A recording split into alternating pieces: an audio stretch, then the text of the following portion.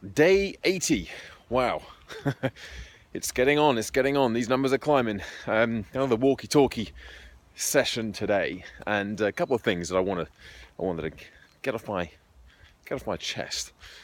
The first thing is, last couple of days I've started to play around with a few different things with the YouTube channel, and this has always been a bit experimental. Pretty sure I said that right at the very beginning, that there were going to be different phases, different stages of my how much I put into this, not just doing the daily videos, which I'm really pleased I've managed to stick to, by the way. I know I said I was pretty certain I wasn't going to fall by the wayside, and I'd make it happen, I'd stick with it, but actually doing it for 80 straight days, I'm pleased with myself. Well done me.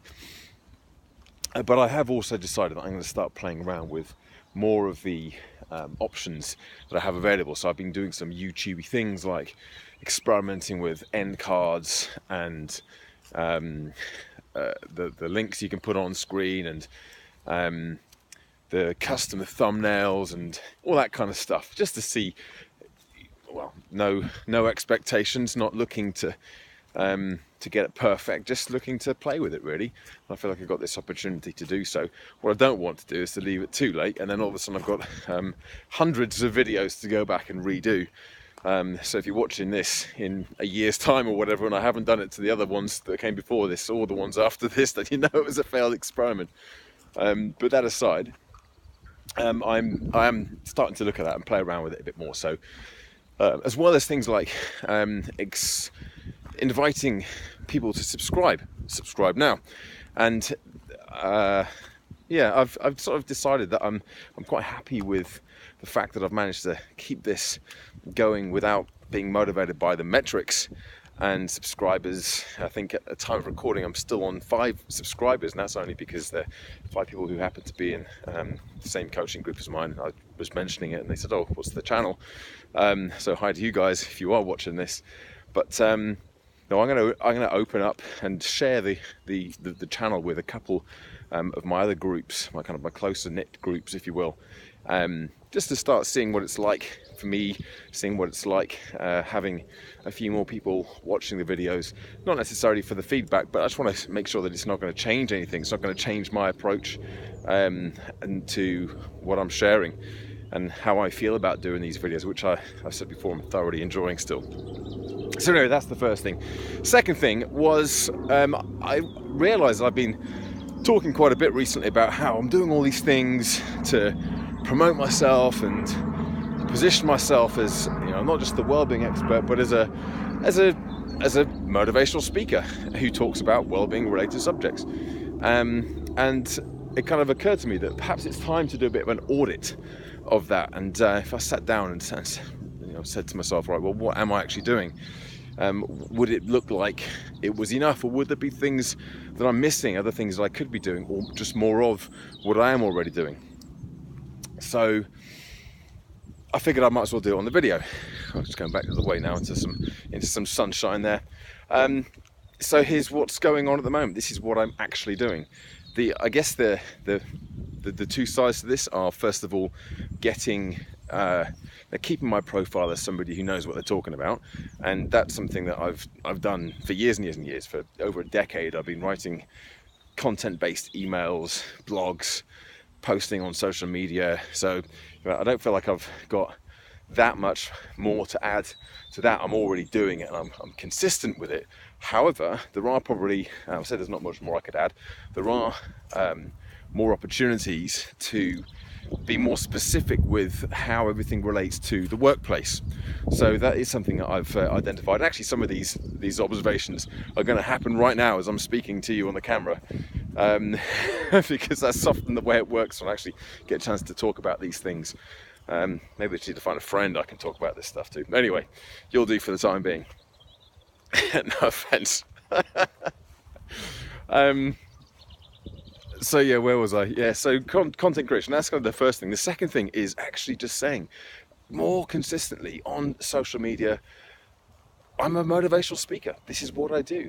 I've got it on my profiles now of Facebook, LinkedIn, on the blog, the website, obviously, Twitter, Instagram, but there's probably, in fact, I know for a fact that I could be talking about it more, talking about some of my specific adventures in motivational speaking, some of the specific things that I'm doing, recommendations for organizations. I don't do enough of that. I'm not specific enough. So that is something I figure I could do more of. If I was reviewing this, I'd say I'm probably around about a 6 out of 10 at the moment for content and just getting myself out there.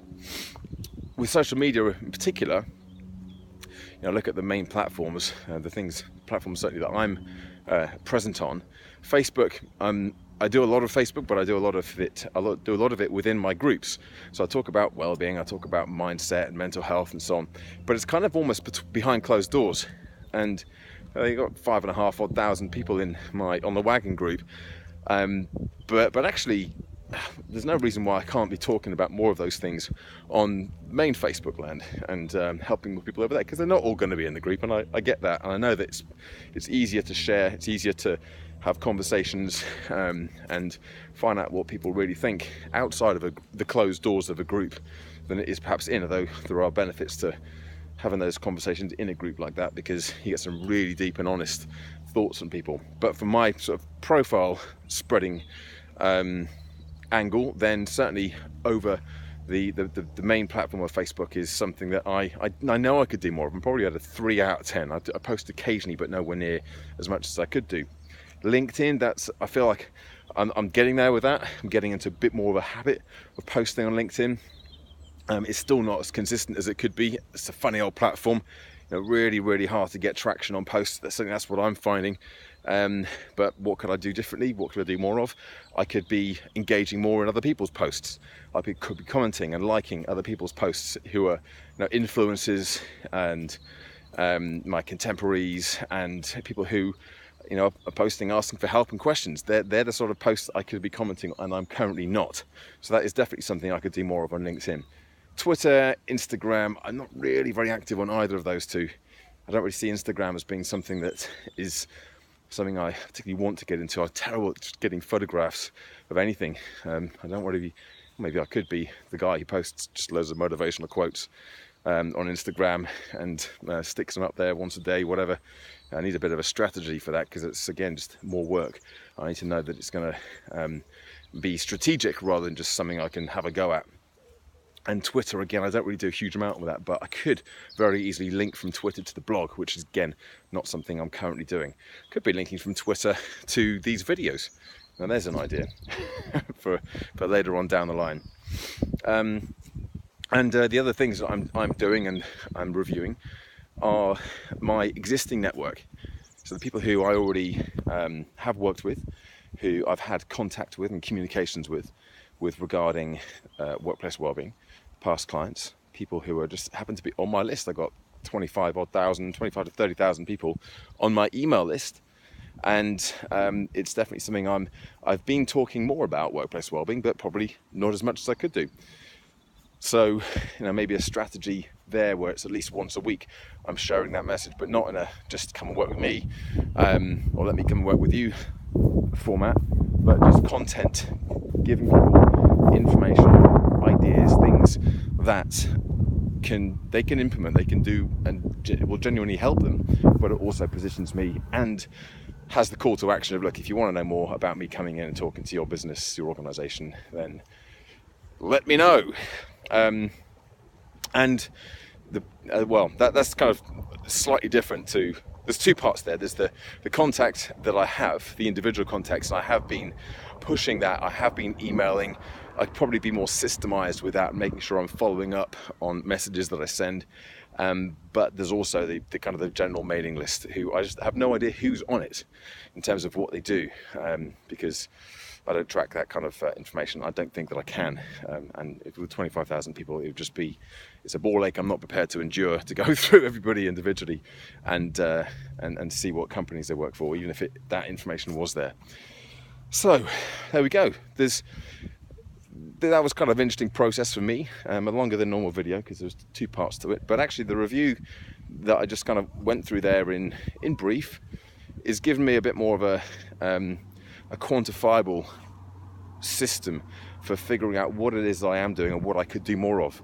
It's very easy to say I'm doing loads of stuff at the moment to get me positioned as a motivational speaker in the world of well-being, but actually when you go through it, when I go through it like that, it's well, like, here are the facts, here are the things that I am doing, and yay, go me for doing those things, but there's still more that could be done. And when I'm sitting around twiddling my thumbs, never happens, thinking, well, what can I do now? I've got a bit more of a plan, which is cool. Subscribe. I'll be back tomorrow. Bye for now.